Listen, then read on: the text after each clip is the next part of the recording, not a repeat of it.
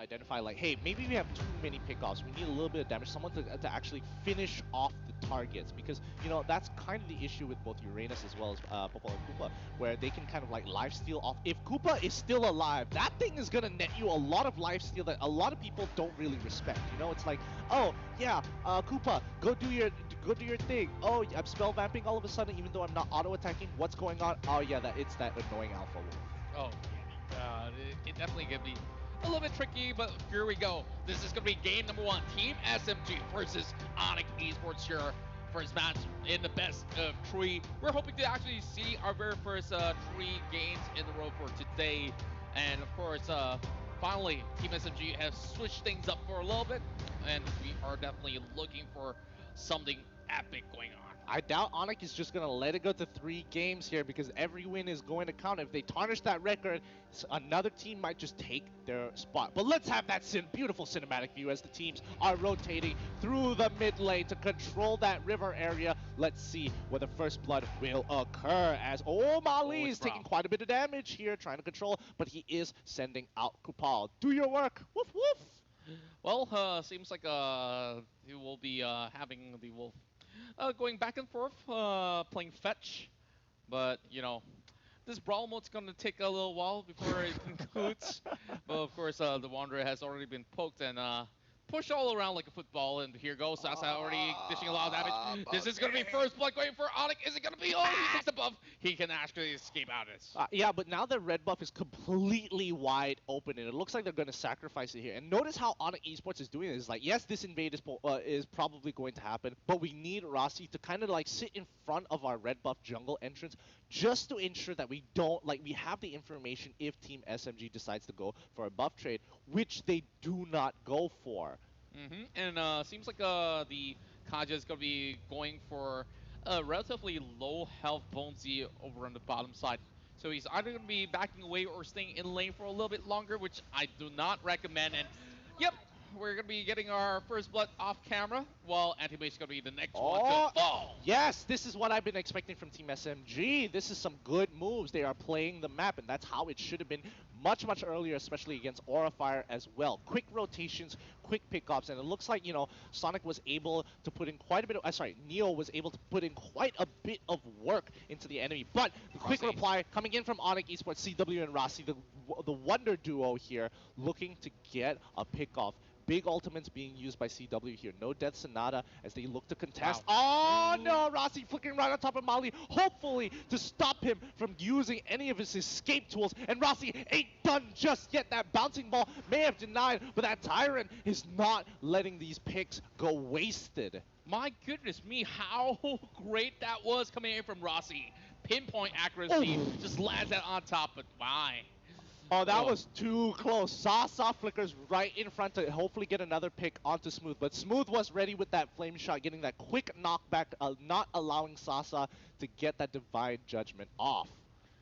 And, of course, better map controls coming in from inside of Onic Esports as they disperse across each respective lanes. Still going to be a 1-3-1 for sure, but with Mali still going in for those side lanes, this is what we're talking about. The strength of Popokupa. Of course, is showing right there, but this is a little bit of a questionable play. What are you doing in here, iSonic? Yeah, it looks like iSonic definitely, he was positioned in a place where, Onic was already very, very aware of. They didn't consider, Divine Judgment, the Purify came out, but not fast enough. Oh, that's going to be next onto the chopping block as Bonesy, looking for some information, ended up dying in response. They got to be so careful when they make any kind of play, because, again, the pick potential coming up from Onic with just Rossi and Sasa alone is extremely devastating.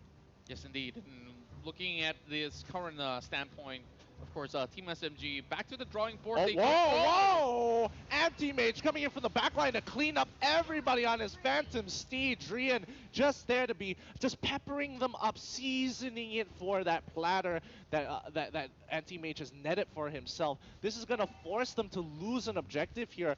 Good collapse coming in from Onic Esports, identifying, hey, your buff is coming back up, your top laner is missing, we can punish.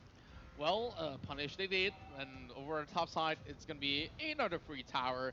Esmeralda definitely have to sit out this one. But for now, if there is Popol and Koopa coming along the way, they shouldn't have a problem to actually push the wave all the way back.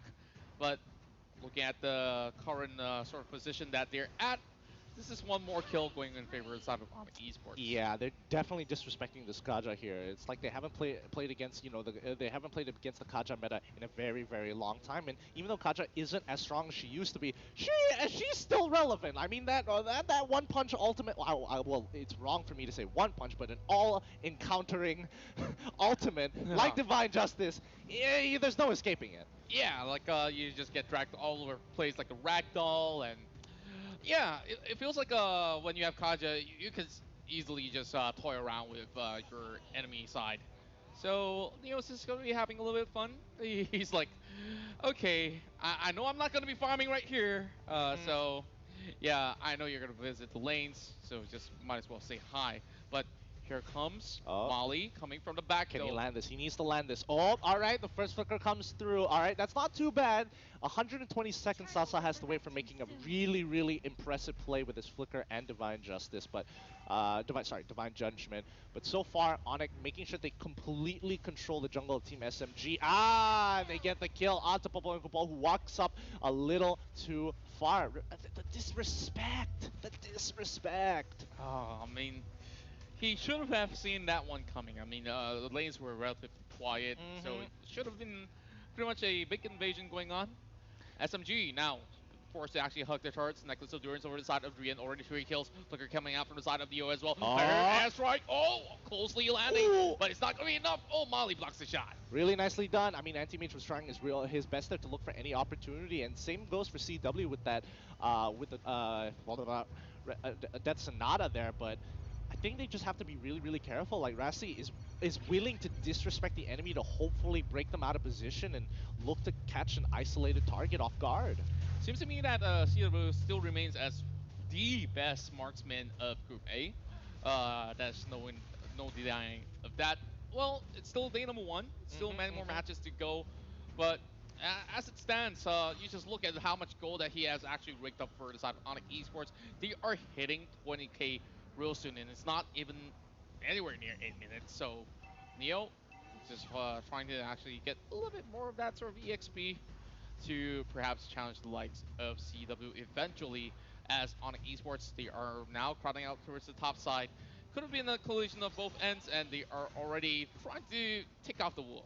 Yeah, I mean, Kuba has quite a bit of health here, and in the Alpha Wolf form, it just gets a little bit better. But as of right now, just look at the way Onic is just controlling this middle side of the map. They're making sure that both sides of the jungle are unsafe to actually walk in, and they could easily rotate on to an isolated target. So at this point, Team SMG just has to give up their tier 2. But Sasa with a big flicker again. What did I say about that play? They have to be aware of that flicker. And the next target, Valir, walks up too far as Rossi pulls him back in for a free kill. Yeah, this looks really rough. Oh, Sasa almost being dropped upon. Wait. Oh, man. That's super unfortunate. Close enough. Yeah, close enough. If he had Magic Worship, I think he would have been able to get it there. Yeah, I mean, if only the Fireball can actually, the Flame Shot could actually land so far as well, then maybe. The dream. Maybe. Yeah, the dream. The dream. 1 HP and a dream. Alright, but the rest of Onic, like, they understand that they are in full control over this game. And you can see that even though Rossi has no team members, it's already been instilled in Team SMG that it is dangerous to walk out. And they have to start positioning their traps a little bit more aggressively, especially when it comes to brushes, to give them that information that, hey, it's not safe to go in there. Definitely going to be pretty much a tall order for them to defend this one, but they will try nonetheless. Rossi's going in for the dive already, and he's taking a little bit too much flickers out safely. Anti-Mage's going in for the stomp, and as he's rampaging through the back lines, he will be able to actually escape, but their focus for the side of Onic is only going to be the tower for now. Oh, that's some good defense coming in from Team SMG. I didn't really agree with the engage to push off the Granger, but so far, not bad. They were able to kite out all the other targets. They just have to make sure they don't get punished by this feathered airstrike. And now they're going to finally lose their inhibitor down on the mid side as CW's damage is just absolutely insane. He buys his endless battle, and now he is a complete monster. And 1.1k. Oh. I don't want to see what he can do to this turtle, and yep, he blows it off with that final critical shot. Jeez. 2.1 again. Yeah, no big deal. Like 2.1 numbers. Oh yeah, 2 items, no big Yeah, deal. maybe one tap finish. One tap finishes. I can't wait. And yes, they are positioning their Popals, Popals. I keep saying Popals. Popals little traps that actually slow people into the trap. Oh, Sasa once again gets a really good catch onto Mali, and Smooth is in a lot of trouble. He's taking so much damage from that Death Sonata here, but the rest of the team, especially Anti-Mage, gets pushed on backwards by Valir. Isonic able to divert attention to himself. Oh, but their side laners, Bonesy, just unable to do much here. Flame Shot comes out to kind of picker them down, chunk them to at least their half HP, but they don't have the damage to fully commit to this upcoming fight. And remember, big ultimates has been used, and they have been completely zoned off. The siege tactics coming in from Onic Esports, really, really well done.